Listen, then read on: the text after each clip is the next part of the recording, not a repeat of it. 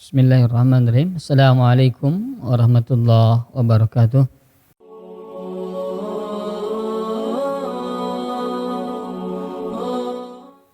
Innal hamdalillah nahmaduhu wa nasta'inuhu wa nastaghfiruh wa na'udzu billahi min syururi anfusina wa min sayyiati a'malina. May yahdihillahu fala mudhillalah wa may yudlilhu fala hadiyalah. Asyhadu an la ilaha illallah wa asyhadu anna Muhammadan abduhu wa rasuluh. Ikhwan, akhwat, ikhwafillah, Bapak Ibu yang semoga Allah muliakan.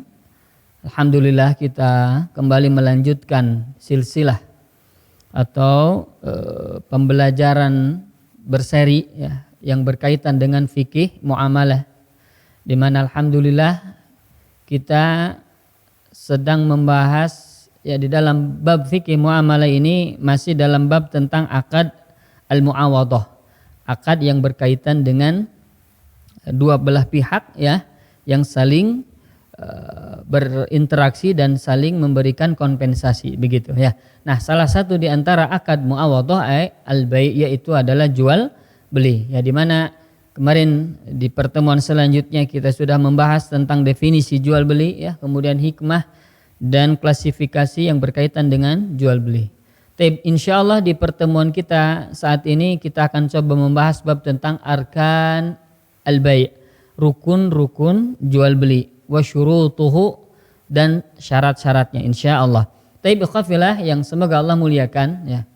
Arkan, rukun-rukun ya di dalam bab fikih itu disebut dengan atau didefinisikan sebagai ahadul jawanib, salah satu sisi, salah satu aspek allati yustanadu ilaiha wa yaqumu biha, di mana sesuatu itu disandarkan kepada rukun tersebut ya. Kemudian wa yaqumu biha, dan sesuatu itu akan tegak dikarenakan ada rukun yang menentukan atau yang rukun yang ditentukan tersebut. Itu secara lughatan, secara bahasa. Adapun secara istilah adalah perkara yang ad-dakhilu fi haqiqati syai', perkara yang ada di dalam hakikat sesuatu ya.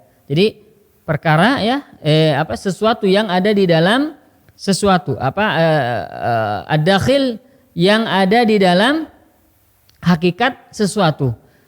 Di mana dikatakan juga ma yatimmu bihi asy-syai', di mana sesuatu itu bisa sempurna dikarenakan rukun tersebut ya. Contoh misalnya rumah. Rumah, salah satu rukun rumah adalah tiang.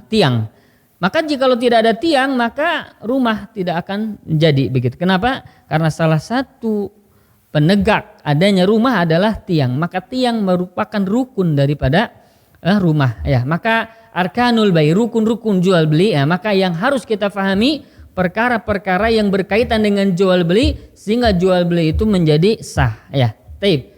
Ada 3 jenis dalam bab rukun jual beli. Ya, dalam bab jual beli rukun itu ada 3. Yang pertama adalah al-aqidani, 2 pihak yang berakad. 2 pihak yang berakad. Jadi kalau misalnya 2 pihak ya disebut itu dengan al-mushtari, yaitu yang membeli, wal ba'i, yaitu yang menjual.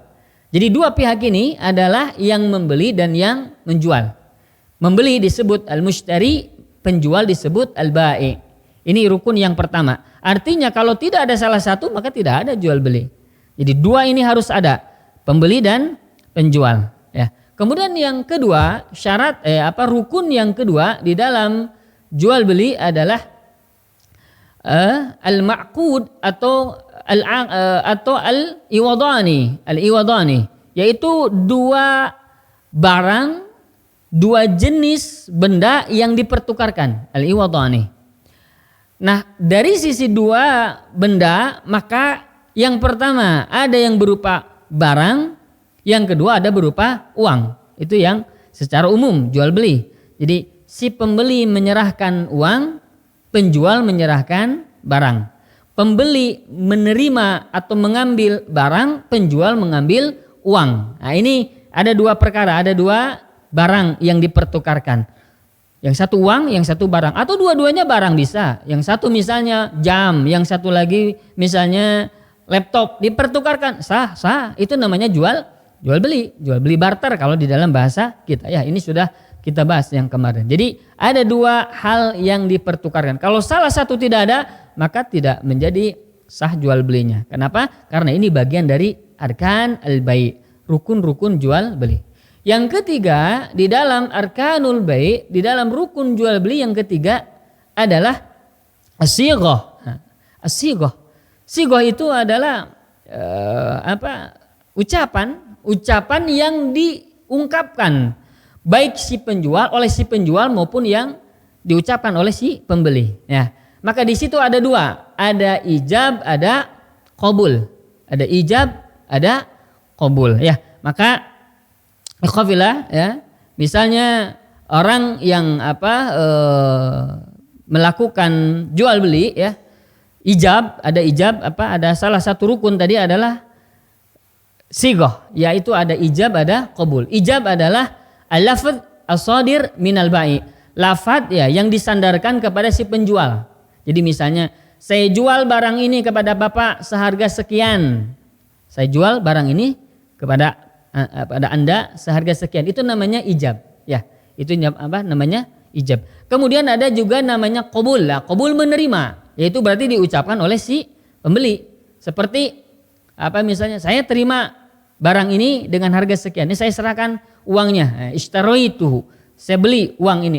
Saya beli barang ini dengan harga sekian. Nih saya, silakan terima. Maka itulah ada dua ucapan yang disandarkan kepada pembeli maupun penjual. Kepada si penjual namanya al-ijab, kepada si pembeli namanya adalah al-qabul. Ijab dan qabul.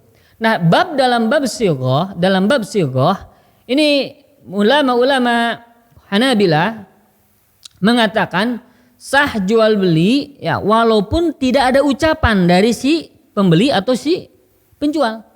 Contoh misalnya, ini namanya sighahnya dengan sighah mu'atah. Mu'atah itu saling memberikan, saling mengambil atau saling memberikan. Misalnya kita selalu, ya, hari ini kita bertransaksi di Indomaret atau di Borma, atau mohon maaf ini jadi iklan, ya, Borma atau di satu tempat, ya, di tempat jual beli, kita ambil barang, harganya tahu di situ ada disebutkan barangnya sekian, harganya sekian, kemudian kita ambil, masukkan ke keranjang, kan begitu. Kemudian kita menuju ke kasir tidak berkata apa-apa, langsung scan harga barang tersebut, kemudian muncul uangnya, kemudian kita berikan, tidak berkata sedikit pun, tidak mengatakan satu patah kata pun misalnya dua-duanya. Maka apakah sah jual belinya? Sah. Nah, ini namanya sighah mu'atah. Mu'atah itu saling memberikan dengan tindakan, dengan perbuatan. Ya, maka ini dikembalikan kepada urf, dikembalikan kepada kebiasaan. Jikalau dalam kebiasaan yang demikian itu sah, maka sah.